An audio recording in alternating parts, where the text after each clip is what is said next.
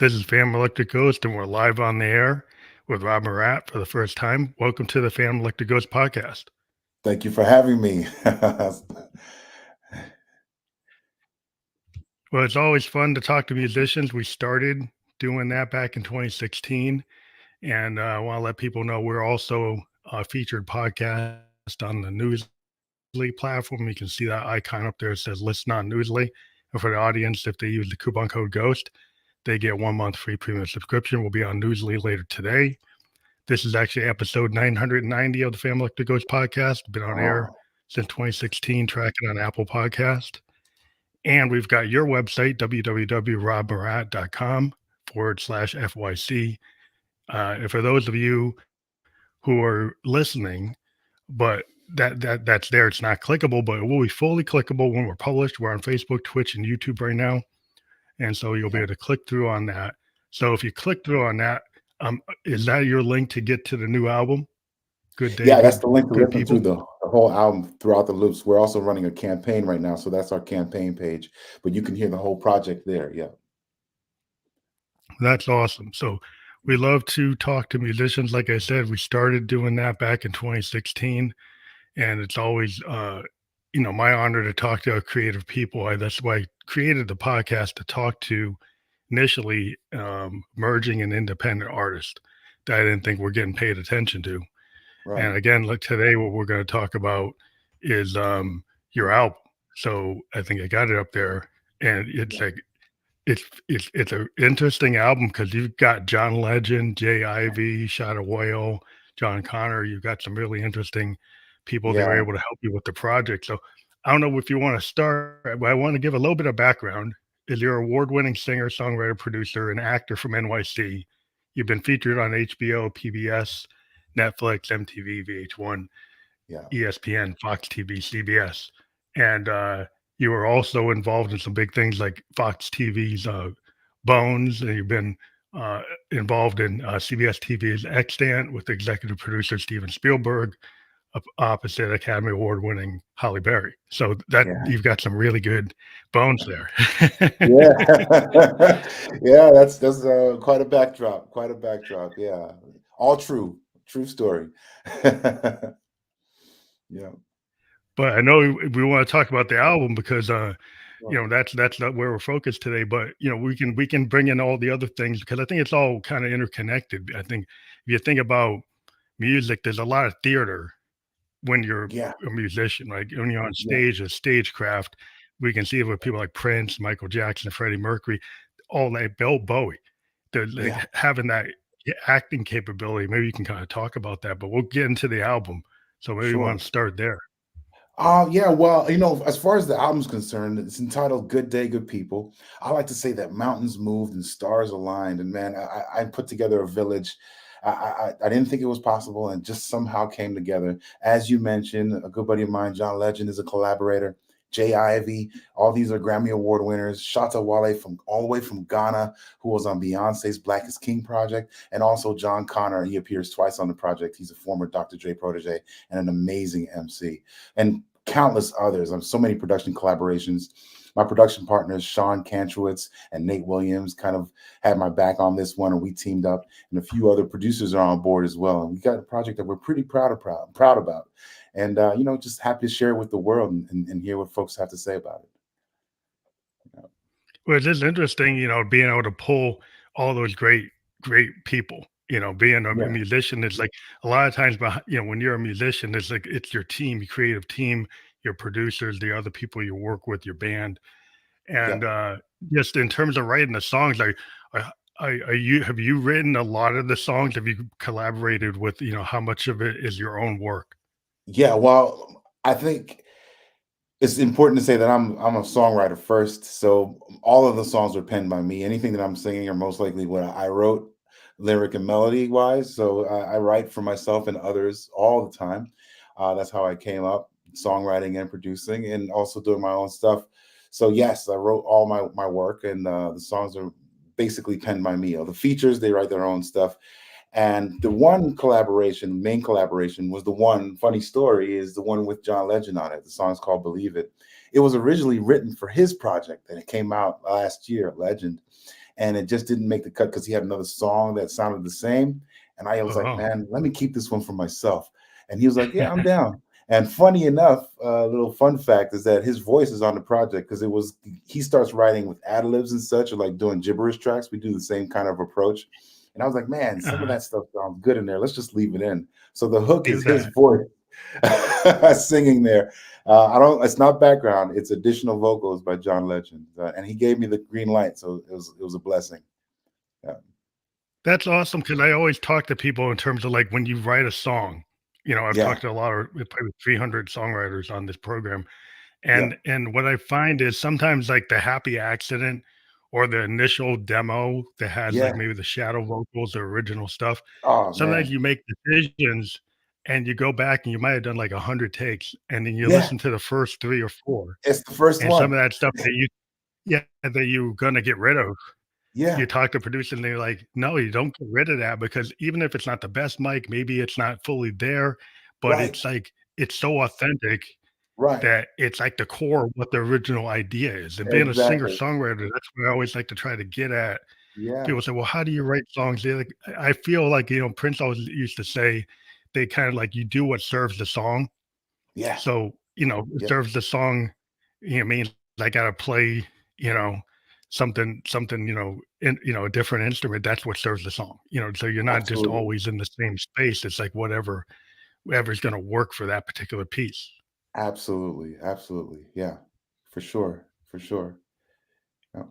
So how long did it take for you to come up with this record? Was it something you were working on for a while? Did it come kinda, uh, you know sometimes ideas just come in the middle of the night in a dream. Was this something you were working Yeah. on for a while?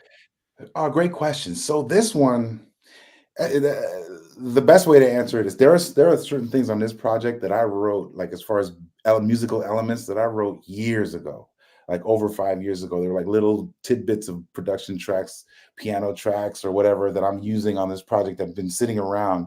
Well, the bulk of it Mm, has been from pandemic time through earlier this year. So we really dug in. We were locked down for pandemic, just kind of focused. We weren't on stage. It wasn't on set, so I was able to focus on the music and really kind of iron out these songs and think about how I'd wanted songs to live as a group together and make a full album for the first time in a long time. that's another question because we live in the Spotify playlist, Yeah. world, kinda Yep. TikTok, Yep. YouTube short world, Yeah. and I talked to a lot of artists that kinda gotten away from albums, and Yeah. I've always been I'm a child of the '70s. I grew up with albums. I go to, like, Yeah. Intervisions, Songs Yep. in the Key of Life, Yeah. big things that I want, Pink Floyd, listen to the whole thing. Like, I would just Yeah. get the vinyl, go in the Yep. basement, and even the Motown records, like, What's Going On? Like, when Yeah. Marvin started to actually start making full albums, they, Right. like, had themes, even if it wasn't a concept. Yeah. I've always liked that in music because I think artists tell their story like an author. And Hmm. even albums, like, I think what started with the Beatles with, like, Sergeant Pepper's and, like, you get into, like, Revolver and Rubber Soul. It's like the idea that you don't just have to be singles. You can Yeah. have a full concept. And so is that something you've always kind of wanted? Because in this world of playlist and singles, we're kind of told like, well, that doesn't work. You should just focus on singles. Yeah, well, I was for the last couple of years, I've been in that singles world, just dropping singles here and there, kind of sending them out, getting them placed on TV and film. And for example, I remember talking to a publicist, and I was like, "I'm going to put out an album very soon." She's like, "Why?" It's a singles world. I was like, because I want to tell a full story, and I want these songs to kind of coexist together in one batch and be a musical journey. And that's what we kind of achieved here. And folks have shied away from doing albums, but you got the great albums still coming out. Folks still focused on bringing together an experience, a list of songs. Sometimes there's not as many songs. There are 15 tracks on this project, which is a lot compared to what albums Oh, are that's good. are these That's days, where good. 5, 6, 7 songs is an album. So we really put a lot of work in. We took a lot of time, and to have 15, you had to have 50 to 100 songs to pick from. So it was quite a process. But I really believe in albums. And matter Yeah. of fact, the album cover is a kind of a nod to when I was really tiny. And an album was a record. My parents, an album would be a Yeah. record, Vinyl. and Right. that's why I have a record and a record player as our album cover, as a nod to what an album is and was to me as a child. it's very interesting under in the pandemic. I've talked to a lot of singer-songwriters Yeah, that used it as an opportunity to kinda go, go in inner yeah, and really focus, and it's interesting when I've talked to them, they've come out with albums because the pandemic allowed people to like, "Oh, I'm not touring, I'm not" people were so yeah, busy jumping around, yeah, and a lot of yeah, musicians, they have to make money touring, or they have to do yeah, other side gigs that aren't yeah, music, and yeah, they weren't focusing on the art of the album. And what I yeah, find is like there's a lot of really interesting albums coming out, in the last year because that post pandemic, and to me it's like being a child of the '70s. I always long for that, yeah. because that's how I know an artist because the deeper tracks is how I know who an artist is. It's not just a Ah, single for me. It's like I like to get deep yeah, into an artist and I really know yeah, who they are if yeah, I listen to the deeper tracks in a project. yeah, yeah. So I mean, we had a moment. The pandemic gave us a moment just to stop and pause for a second, and as you mentioned, look inward. And in that inward gaze, if I can borrow a term from my friend Blitz, who has his production company named Inward Gaze, we had an inward look at ourselves, and we were able to kind of like take things out and put it on track, write it down. Folks quit their jobs. People had epiphanies and revelations, and they found out more about themselves. And artists, as we do, we create with that inspiration. So that's where I found myself, and I gathered a bunch of folks to join in with me on that effort. It's interesting also that you said you were looking in your catalog. Like every artist, I think, has their set of their archive of all their tracks. And a lot of Yeah. times I like to go back and I'll go back and listen to something and maybe it wasn't working. And Hmm. then I like suddenly I said, well, that thing I was doing like 3 years ago, it actually goes with where my head's at now. Yeah. And then Yeah. and then and it's you never know because sometimes it comes in a dream and I'm sitting there or I jump on my Moog and I'm an analog guy and I like to just let my Moog talk to me. Wow. And people are like, Yeah. "What does that mean?" It's like, well, because it kind of breathes and lives on its own. In this I world hear of you. digital, if you're on like an older instrument, if you're on like an acoustic on a piano, or if Yeah. you're on a guitar, or if you're on a bass, those instruments can kind of speak to you what they can do. Yeah. And they can kind of come to you and sometimes you might have had an idea and you'll put it out on the bars, but like what the mode gives me sends me in a different direction. It's almost like the muse came to me. Right. Do you feel like as an artist that you kind of channel like the universe? Maybe that's kind of weird to say that, but I feel like a lot of artists like we kind of tap into things. And is that how your process is? Oh Do you man, tap that is into it? not weird. That is the absolute truth. That is the source, right?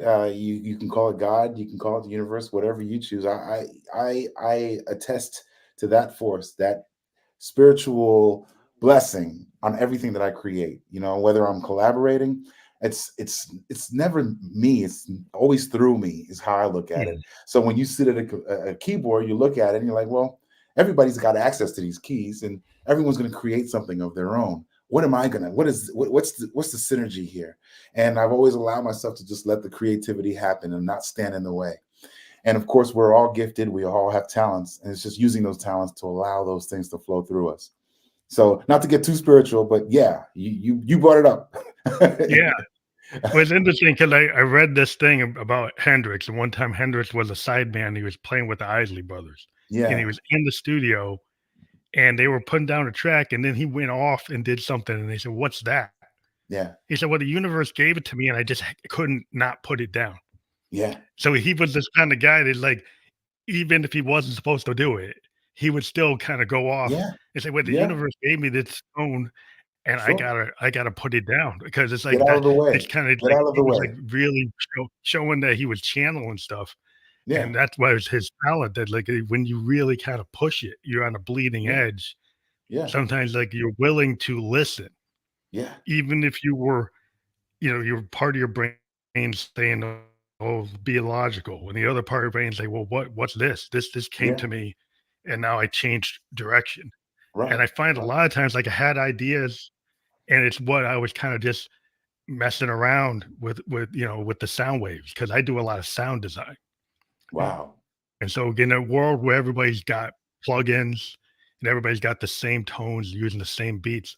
I like to Yeah. go on my Moogs and actually create something from scratch from like a sine wave or a square wave. And what I find is it kind of just goes off on its own and gives something to me. Yeah. And I'd like what I feel is like that's what happens if you're playing on a bass or a piano, you come up with an original tone. And so many people sample and use AI and do all Yeah. kinds of new tools. Yeah. And there's nothing Yep. against it because there's a Mhm. whole, hip hop and DJs and EDM. But there's something about if you're just on a piano or an acoustic instrument or something like a Moog, Yeah. and you go on a mic and you just put the tape down. Sometimes, like, I find that I get ideas that I would have never had if I didn't just explore. It's real. It's real. What you're talking about is real. And how it comes about, we don't know. It's just, and everyone has their own process. So it's not to knock anyone's process. And what you're talking about is what comes organically to you, and magic comes from that. Yeah, this thing that's interesting also when you collaborate. It's like the whole like if I'm with a guys that are trying to do like a fusion type of thing, Hmm. and it kind of like you come to him with an idea and the drummer just goes off and he like you accept. You might have an idea as a songwriter. A lot of times we have ideas. Well, I want it to be this kind of beat, whatever.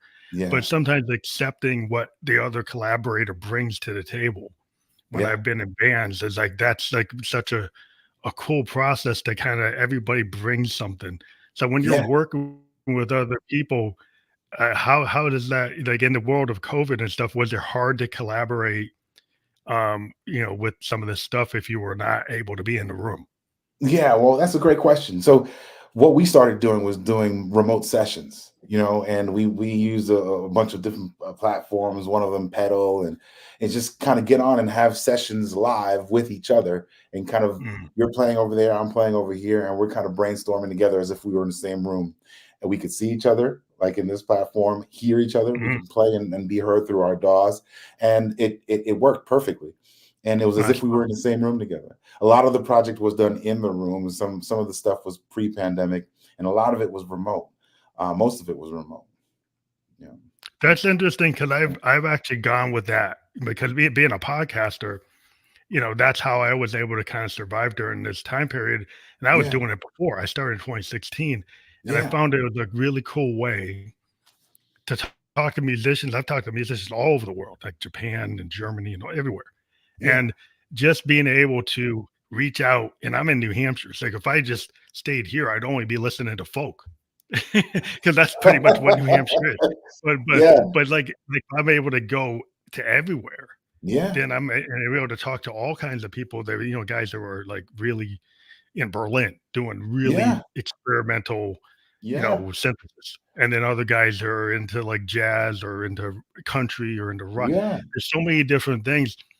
Do you find today it's like a very cross genre environment where you can mix a lot of the things that are out from hip hop and EDM and jazz Sure. and funk and soul?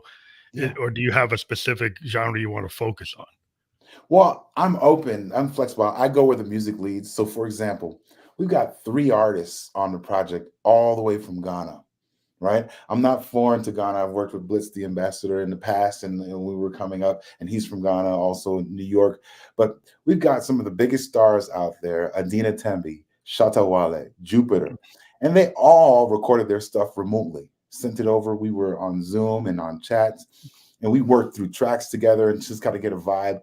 Another track on there is co-produced by Richie Mensa, one of the biggest producers out there. And I was working Mhm. on a track. We were having trouble wrapping our head around it.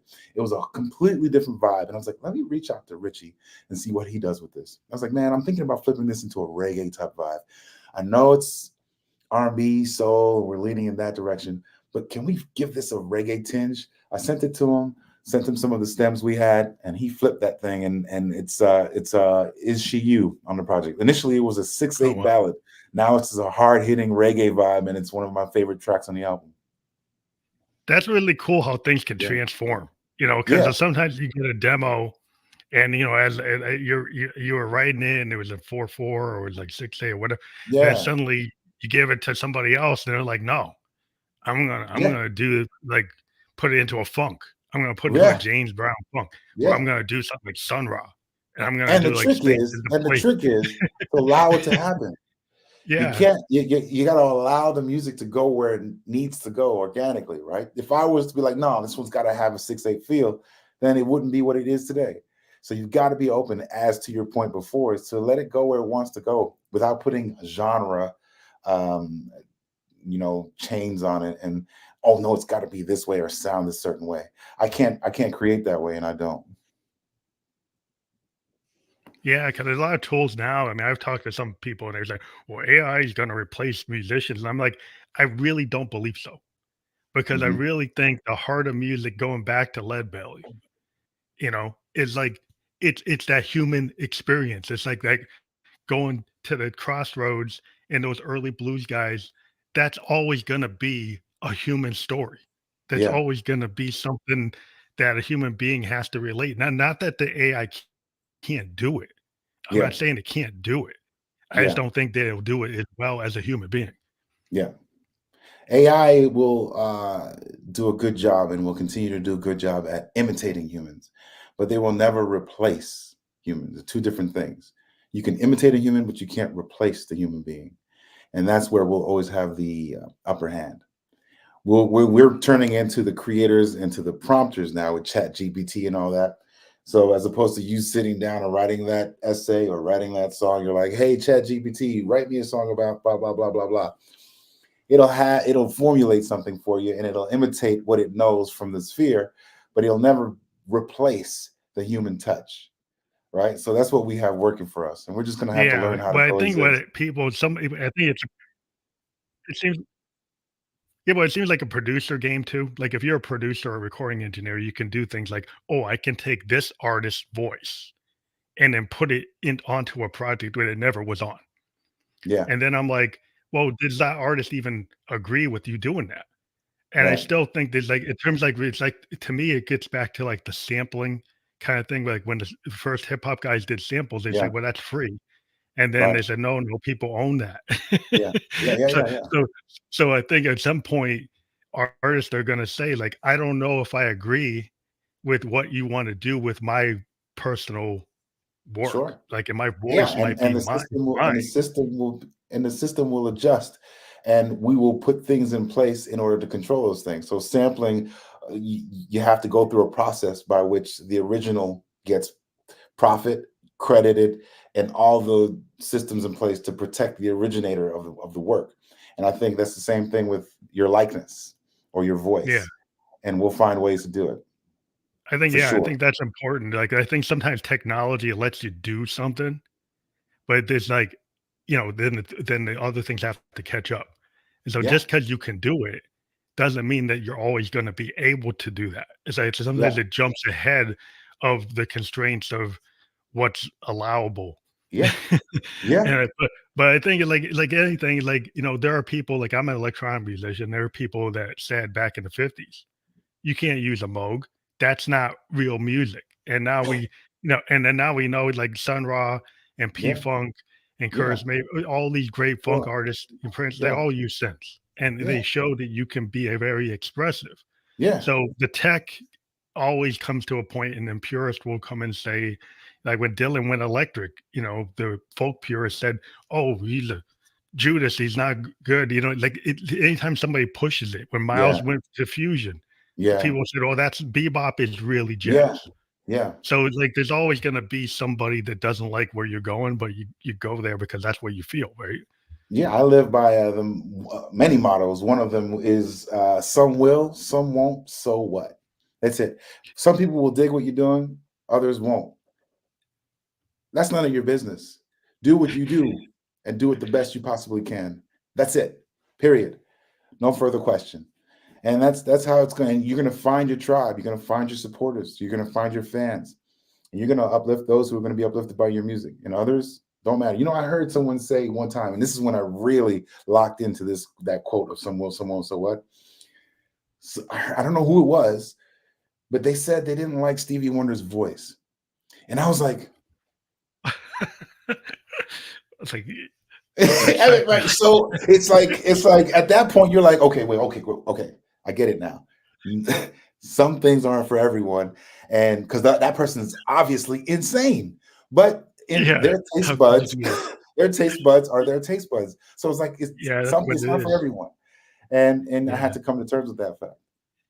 Yeah. Well, yeah, because like, you think about a guy like Stevie, Yeah. and that kind of with where you are with your album, like, Yeah. he's like the super creator of the album form within, like, soul music, in Genius. terms of Yeah, he's a genius. Yeah, being yeah. able to take it. Yeah, and he had jazz and rock and Love funk, it. and it was Yeah. all combined before Yeah. Prince, Yeah. that he was he's the standard bearer that Prince was looking at. They're Yes. like, "This is what you can do, Yeah. that you can actually be that expansive," and that's why I kinda, like, in my record label for my own work, I call it Expansive Sound. They kinda got it from Inner Visions and The Yeah. Secret Life of Plants, and Songs in the Key of Life, because I grew up with my father playing that stuff along with a Big lot of time jazz influence. Yeah. and Nat King Cole and all this great, Brubeck, and I was just listening to all this great music, and my brother was playing, like, Zeppelin and Hendrix, and I was just Yeah. getting everything. Yeah. And so I kind of felt like, well, yes, I like the rock, I like the jazz, I like Johnny Cash, I like everything. Hmm. It's like I like so many different styles. It's like, why can't you kind of merge them? And what Yeah. I loved what Wonder was doing and what Prince did was, like, the Yeah. idea that you can meld. He's taking Kraftwerk.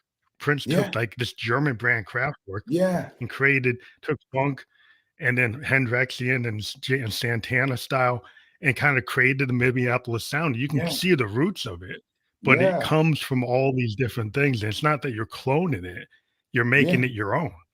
Yeah. I mean, what you're explaining here uh, is distinctly where I'm living musically, especially on this project. Matter of fact, that the album got submitted into a category for the Recording Academy for the Grammys in progressive R&B album. And that space, that category allows the R&B to live in different spaces with the hip hop influences, with the synth influences, with the Caribbean and Afro-Cuban and Afro beats, all these Yeah, influences, and it kind of sits seamlessly into something that is, right? So it's not like you're jumping around. It's a journey yeah. that makes sense and it's tightly wrapped around R&B with different influences seamlessly fit in. So that's why we're so proud of the project. And what you're talking about, Stevie does amazingly, and a bunch of artists do amazingly. Well, that's the album. That's Yeah, why you want an album, because a exactly. lot of times I always tell people, like, if in the modern context of a playlist, that you get 2 minutes and 30 seconds to get that audience into it, and then they Yeah, might not ever come back to you, right? right, And then they think you are that 2 minutes and 30 seconds, and right, they never really delved into right, what we're talking about. Is the album right. allows you to actually be a sonic storyteller, that I talk about, Well sound said. paintings. Well said. Well Sound said. paintings to Yeah, the idea, like, sound painting kinda comes back to the Beatles, and, their producer, George Martin, had Hmm. this quote, in a documentary, and he said, "Well, I could have kept the lads playing like they were in Hamburg, and this being this kinda, tax man type of band, just Yeah. doing kind of rock." Yep. But Yep. he had been working on Peter Sellers' comedy records, and Oh on the wow. Peter Sellers comedy records, there were backward tape loops, there were orchestras, there was overdubs, there were special effects. And Wow. then he found out that the Beatles knew about those records. And they said, "Can we employ some of those things you're doing on the Peter Sellers comedy records on a rock album?" And that's Wow. when they started to get into the idea that the studio could be an instrument, that you could go, and he talked about it being like Monet, and then he brought up Yeah. the term of Yeah. sound painting, that you It's could art. do It's something, art. Yeah. yeah, in the Yeah. studio you can't do live, that you could No actually different than layer things. Picasso. Yeah. Yeah, Yep. and that's where we are today with our Yeah. DAWs, and Yeah. even before that with the multi-tracks, being able to Yeah. multi-track, and that's how you can, be so expressive with an album. And then maybe Yeah. I'd like to talk about, like, your techniques when you're, like, layering, like, with, like, shadow vocals or Yeah. enhanced, overdubbing and Yeah. doubling your voice or multiplying your voice in different. Yeah. How deep do you go into, like, sound architecture of for your records? Great question. It all depends on what the song and the track calls for. Sometimes you'll have a simple piano vocal thing where you don't need to do too much. And there are certain songs that require more production, more layers, because you're kind of setting up an ecosystem of sound. And both those type of songs and elements live on this project. And it's just about where you're willing to go with it. The song, I don't know what it is. It's an organic feeling. It pulls you, right? Mm. Mhm. If you it tells you when to go and it tells you when to stop. And all you Yeah. have to do is listen. You know what I'm saying? Like Yeah, if yeah. this song needs a little more, let's keep going. Up, stop right there. Up, you went too far. Let's pull back. Let's delete that track. You didn't need that guitar track. Come on now. You're doing too much, right? So I think the Yeah. song kind of speaks to you to kind of find the right zone. And if you overdo it, you can hear it. If you underdo it, it can be heard. There's something missing, right? And that's kind of the art, again, That's the art of of it. creating a song and an album. You know what I mean? So, and that's the fun part and the challenging part that keeps you up, pulling all nighters. And there have been times where I just couldn't sleep. I was just staying up all night, listening and listening and listening. I'm like, Trying to get it. got it. You know what I mean? So, yeah, But trying to serve the song, because I remember, yeah, like, I've always go back to Prince, but, like, on his first record, they wanted him to get produced, um, by Earth, Wind& and Fire, Maurice yeah. White, and he said Okay. no. He knew what he wanted. He was Yeah, 17, and he knew yeah, what he wanted, and he did. He yeah. could if he had been produced by Maurice White, he would have sounded like Earth, Wind& and Fire, and Absolutely. what the thing that he wanted is he wanted to sound like himself. Yeah, Which was interesting, 'cause yeah. they to kinda push the sound the way you wanna sound, sometimes Sure. it's hard, because, Yeah, like, there's a lot of people, and if you're 17, a lot of people probably would've gone with Maurice White 'cause, well, he right, knows better than me, right. but it's kinda like, you gotta kinda know where you are as an artist, and, like, what serves the song. Yeah, Like, if you have a song, like A Dove's Cry, there's a version of it with the bass line. I'm a Prince head, yeah, and then what he realized is the bass line wasn't really doing it, yeah, and he pulled it out, and I've heard the yeah. one with the bass line. And Sure. you can hear it, it's like, yeah, it's too much, Yeah, and when you pull it out, it really makes it. So some yeah. songs you get the wall of sound, you get, like, this kinda wall of sound thing, 'cause like, if you get into, like, Born to Run, Sure. and it's got that Phil Spector, wall of sound. Nice. It Yeah, need it. That song needs it, but there yeah. are other songs like, Bruce has done, like, in Nebraska, that are just 4-track Tascam with a little bit of overdub. It's, like, very raw, That's and all you need. that works That's too. all There's you some need. Yeah, It is sometimes a song doesn't need it, or sometimes it yeah, does need it, and you kinda yeah. like each one is its own baby, like, you birth it, and that's it. That's Sure. what it Yeah, is. yeah. The song itself is a collaborator, and it's weird to say that, but the song itself is a collaborator. You got co-producers, you got co-writers, but the song itself, the thing that's being created, speaks back to you. So the conversation, spiritually, creatively, however you want to call it, it's a joint effort between the creators and what is being created, and that thing tells you when it's cooked, right? Just like you have something in the oven, you got to poke Yeah. it to see if the knife comes out Is it clean. You're done? like, okay, I'm Is it done. I'm done. Take it out of the oven, right?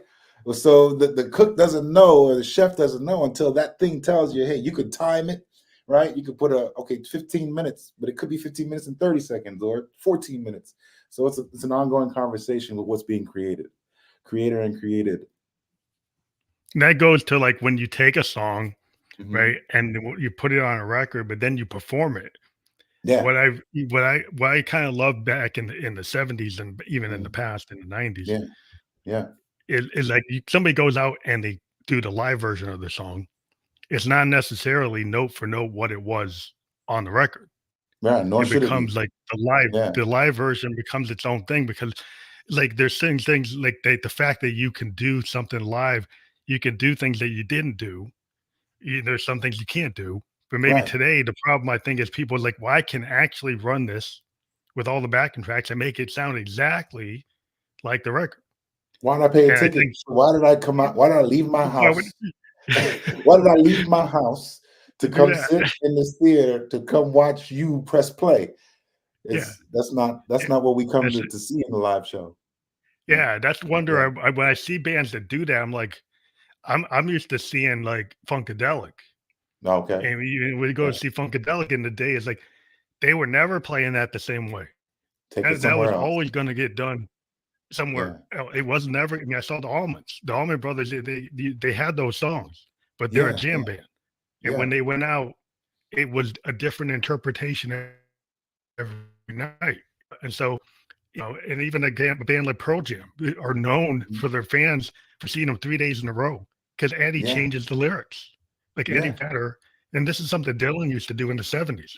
He had like Oh, multiple wow. versions of like Tangled Up in Blue. And when he Wow. would do it live, he would change the story.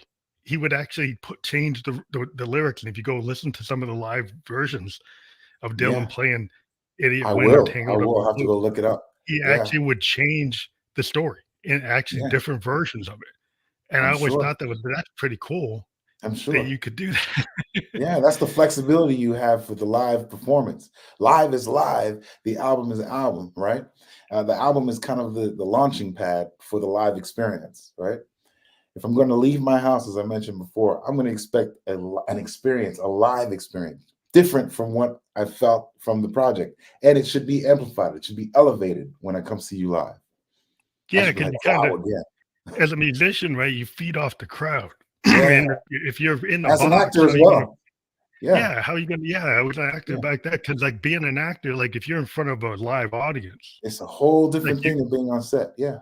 you're gonna Yeah. feed off of that and your character, that your character you're playing, but you're Yeah. gonna It's feed off energy. that moment It's an and you energy. can kind of what the person's gonna say. So you become that person, you can Yeah. actually speak to it and you could adjust even if it's not in the script. You could make you become that character so that I Right. think that's what happens when you're a musician. You're like a Freddie Mercury on stage. He Right. became Yeah. that guy, you Yeah. know. And it's like you see Michael Jackson, he became that guy. He's like, Right. well, he doesn't act like that outside of the stage because that's Yeah. on the stage, he's like a different space. Of Do you course. feel like that? Absolutely. I think the script is the script, right? You're not going to change the words. The song is the song. The script is the script, right? But above that and below that and around that is how it's portrayed, how it's delivered. That's what changes from the recording or from the page or from being on in four walls on the set and then being on stage. It's the energy and how you deliver it and what's behind it, if that makes sense. Mhm. Yeah, Yeah, yeah. That totally makes sense because like what how you're feeling, and yeah, how you interpret that moment. And yeah. it's like this idea of living in the present. Because I Right. think I heard Herbie Hancock had this example of playing with Miles. He said Hmm. he actually hit the wrong chord playing with Yeah, Miles. yeah, And then he was really upset. He thought he was going to get slammed. yeah. And then Miles actually adjusted to what he played. I heard that And then he story. said, well, there's no wrong note, and you There's also no got to wrong live note. in the Yeah, present. And yeah, you live in the present, and you don't like throw it out. That you actually advance. And so if you yeah, were able to live in, I think Victor Wooten talked about the same thing. He's had this master class showing on his bass that he could hit the same feeling in multiple scales and wow, multiple keys, showing wow. that he could hit the same feeling and it didn't matter. And he's like, I can still get this funk groove. And he was jumping all over multiple variations and showing that it's like, see, I can still do it. Isn't that So that exciting? means like, yeah, it was Isn't just that that isn't feel. that cool? Yeah. Yeah, I yeah. think some people get so locked in that I understand, like, because people want perfection. And I guess Mhm. why I kind of, one of the things I like to ask people about today, there's a lot of feeling of like, I can make it perfect, but I'm kind of on the time of the happy accident in the studio where people allowed themselves, maybe to go with the third or fourth take with the problems with it. Like there might have been Mhm. some issues, but it actually feels more authentic. It feels better. And maybe I could do it better or I Yeah, could be technically more perfect, but it's the yeah. feeling on the fourth take or the third take or the fifth, that feeling I haven't been able to recreate. And I Mhm. like that Yeah. sound. And then even if it's imperfect, it's actually perfect for that moment. No, you just said it. You just said it. What is it's it when you say perfect, that's a tricky word when it comes to creativity. Perfection is honesty, right? Authenticity. And if I do it 22 times and I make it sound with flawless, I would say that that's less perfect because you want to lean into something real, something that's honest and authentic that people can grab onto. right? You're Mhm. sucking emotion from it. You're sucking by trying to make it, like auto tune it down to the tune. Clean. You're trying to get it down to the exact. You kind of, and I had to get over that myself. It's like I want it to be perfect. I want it to be perfect until I redefined what perfect was, and perfect is what people Mhm. can hear and associate and relate to. And there's an authenticity and honesty in the work, and of course, you want it to sound great. And the goal is to make it authentic and great sounding as best as you possibly can. And that's as close to perfect as you're going to get.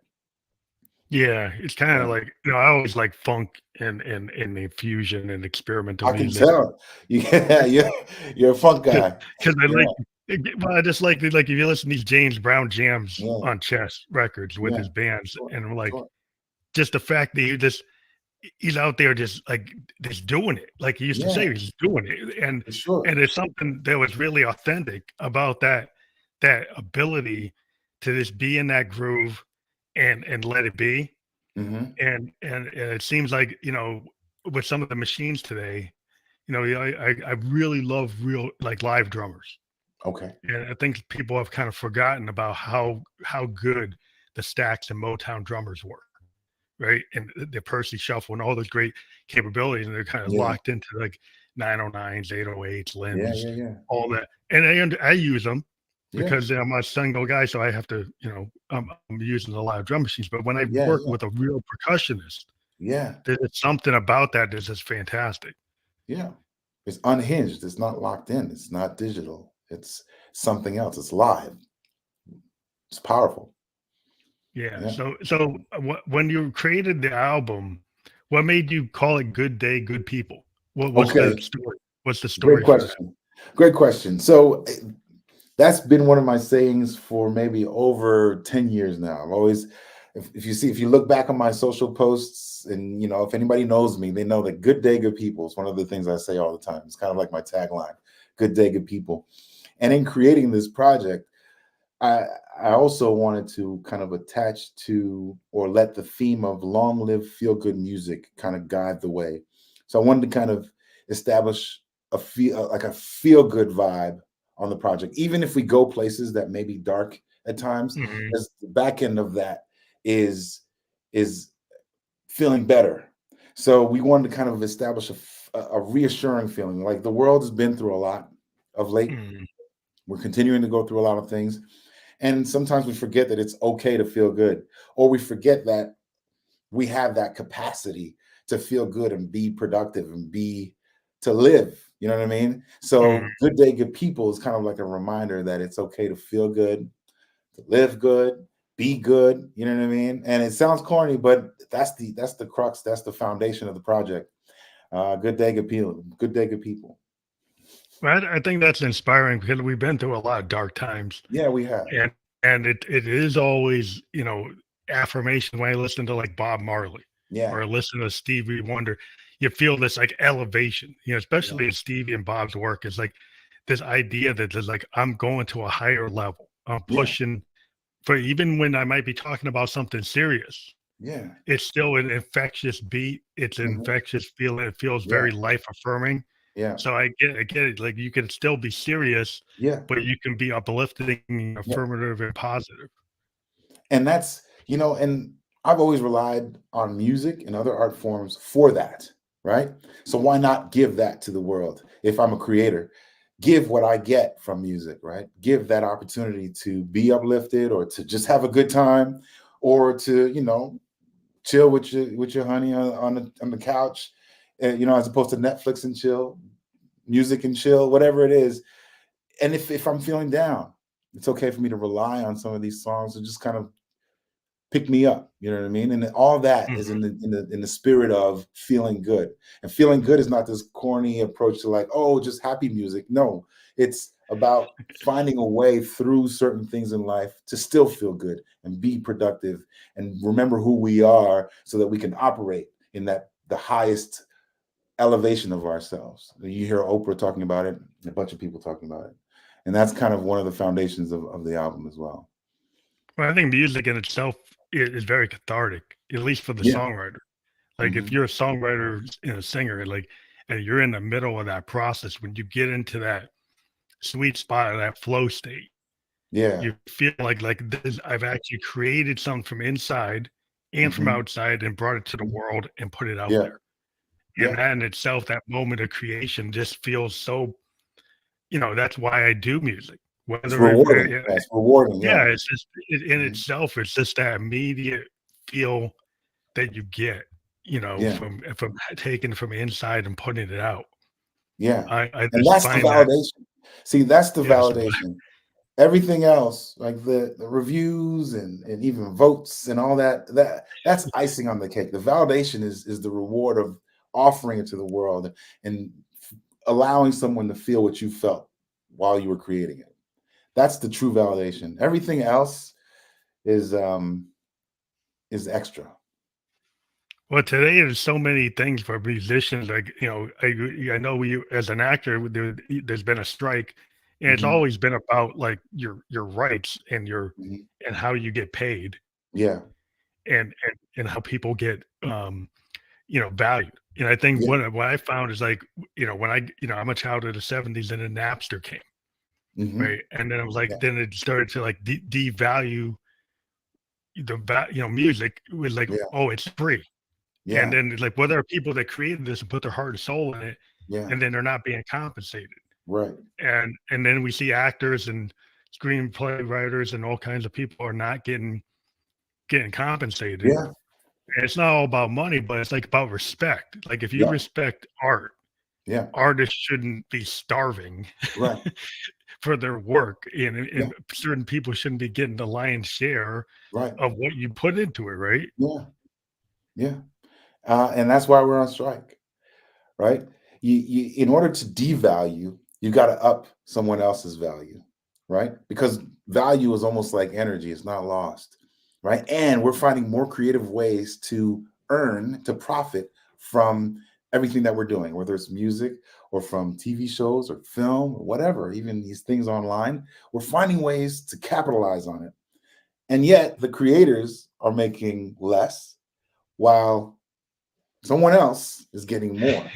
And all we're saying is that the creators should share in the uptick of the value that's being created. And it's a right argument, and we're working our way through it. I believe that is a really crucial thing because a lot of artists, right? From when I talk to a lot of musicians, the only way they, the entry level emerging independent artists, they have to tour like crazy Yeah. when they first get out there because they Hmm. don't make any money from their music Hmm. in the industry as it is now. Yeah. Unless they sell their mixtape or they do vinyl and they sign Hmm. it or whatever, Yeah. you make more money selling a T-shirt or Yeah. a poster at a Hmm. at a merch table Yeah. than their actual heart and soul. What they do is singing the song, Yeah. and it's like, how did it get that the song doesn't have the value of the T-shirt? But it does. But it does because if you wrap your head around that, right? It's the song that sold the T-shirt. Yeah, that's true. That's the way I look at So it. it's the song that helps you sell the merch. So if you're able to think about it critically, the song can be the foundation of everything else. All of your other entrepreneurial ventures, right? You know about Snoop Dogg because of he's a hip hop legend, but he sells everything, Yeah, right? yeah, He sells yeah. everything, Pitch man. right? But Yeah. that's how you So do it. yeah, You gotta get into the licensing, sync licensing, and then that's what we're licensing your focusing on. image. Yeah, And that's what that's we're where you're like, focusing on.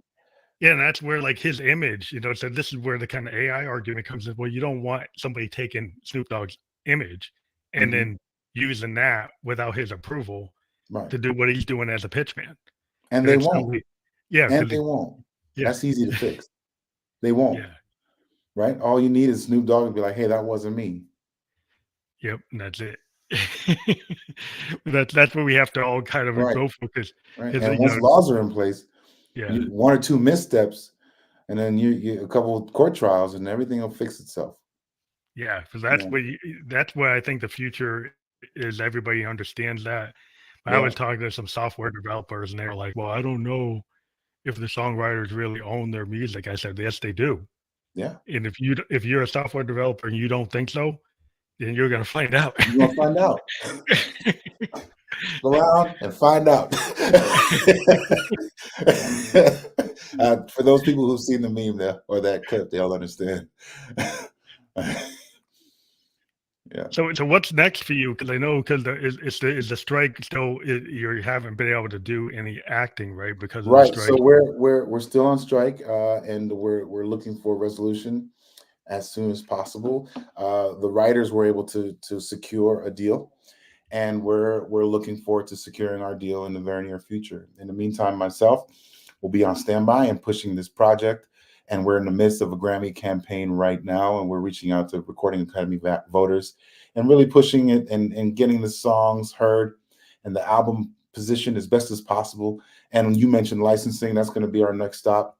That's our primary stop, is to get these songs on TV and film. We call it soundtrack music. Yeah, And above that's all, we're looking to get these songs on TV and film as many places as possible. So on your next TV show down the line, next year maybe, you'll hear a lot of the songs on this project on the soundtracks of some of these your favorite movies and TV shows. Are you gonna tour at all, or are you gonna focus more on getting into film and other projects? So yeah, we'll do spot dates, but primarily we're looking to get licensing and that down the pot. But we will be performing. Right? We'll be hitting the stage. I have some performances lined up already, and stay tuned for more information on that. Uh, That's awesome. So if people go to your website, they'll find that Yes, they will. when you're ready to do It'll that. be, yeah, That'll it'll be be all over social. And our live experience is no joke. You mentioned the album being one thing, and then the live experience being something else. We don't hold back when we hit the stage. I mean, we roll up there with horns and strings and yeah. That's just what I make it a like. whole thing. You just make it Yeah, a whole thing. that's very Motown Stacks days. Yeah, That's what I was. I grew up watching those bands. yeah, And watching the guys playing behind the temps. yeah, We're watching, Curtis Mayfield and yeah, his band, and yeah. and even the impressions before that. But like that's what it's about for me is like Mhm. that experience of seeing a group like that, out there. Like Curtis Mayfield back in the day, the Superfly days. It's like, oh my gosh. It's like just to feel that power of Yeah, the congas and the power. yeah, Just yeah, that experience is like, I don't know, some of the young people don't understand like that kind of live music. And yeah, I always appreciate when people like yourself bring that live music to people. yeah, Because I think some of the young people today need to see that. And I yeah, understand that the EDM and the hip hop sometimes doesn't have that. But yeah. more than not nowadays, there's a lot of hip hop artists that actually are integrating Oh band yeah, oh into yeah, their background because oh they've yeah, for sure. realized what the fact is it feels better if Yeah. you come out there and you have a band behind you. For sure, for sure, and it takes nothing away from the power that exists. Where if I were just to show up and have the keys and just sing a song, that's powerful as well Well, that's too. powerful too, yeah. Yeah, you know what I mean. That's It's like not a unplugged. judgment, right? Live is live, and however it's presented, there's value in each, right? It's just that the music calls sometimes for your horns and your live setting, as opposed to sometimes scale back and strip down, and then like a really cool voice and piano or voice and guitar that could be just as moving, if not more. Well, yeah, You like know? the unplugged kind of situation of coming Yeah. out there with an acoustic guitar or just a Yep. regular acoustic Yeah. piano. I Yep. am very much into that. Being in the Yeah. New Hampshire scene, we get a lot of folk, a Yeah. lot of people on pianos, not a lot of other instruments, but Yeah. that feel is so authentic that Yeah. I really like the honesty Yeah. of sometimes not having all that. Then if you can come out there and do that unplugged kind of Yeah. performance or scaled back, it's very emotional and it really gets to the heart of your song. You And it kind of like, ties back to what I was talking about with creating songs for the album, right? Some yeah, songs call for all that production, and some songs call you to pull back and pull just back, have yeah. a piano track and your voice and some background harmonies. So it's all about the vibe and it's about the setting and what the actual thing calls for. Some live settings call for you coming in with a marching band and everybody on their feet, right? Like a New Orleans Other band. settings call for just, hey, listen, just grab a glass of wine and let's just vibe through this moment together. Me, you, and a piano. You know what I mean? So I'm in for all of it. Yeah, I just think it's awesome to talk to you today. It brings me back to the beginning of the podcast back in 2016, Yeah. where primarily we focused on musicians. Lately, we've been talking to like everybody, Yeah, which sure. kind of think everybody can be a creator. And so Yeah.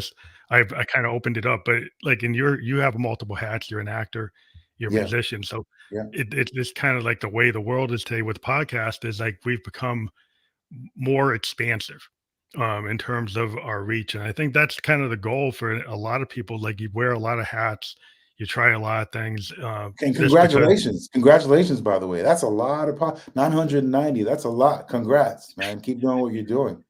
we're trying. Yeah, Well, man. No, we you're not do it. trying. You're doing. You don't try at 990. I think the trying is done. You're doing it now. You're doing it now. But thank you. Thank you. Appreciate it. Yeah. Yeah. Well, I want to let people know again www.robmurat.com. That's fully clickable. When we're Yeah. published, we're on all the platforms that podcasts can be listened to or heard. We're going to provide a landing page for you guys Thank you. later today. So make it easier for people to pick up how we do that. And again, we were on Facebook, YouTube, and Twitch live. You'll be able to see that immediately because we're on there right now. You'll be able to see those links and you'll click on that. If you go to Facebook after this, you can go right to that. But thank you again for Wonderful. being on the Fan Electric Ghost podcast. I appreciate it. Thank you so much for having me. The pleasure was all mine. Thank you so much. You have a good day.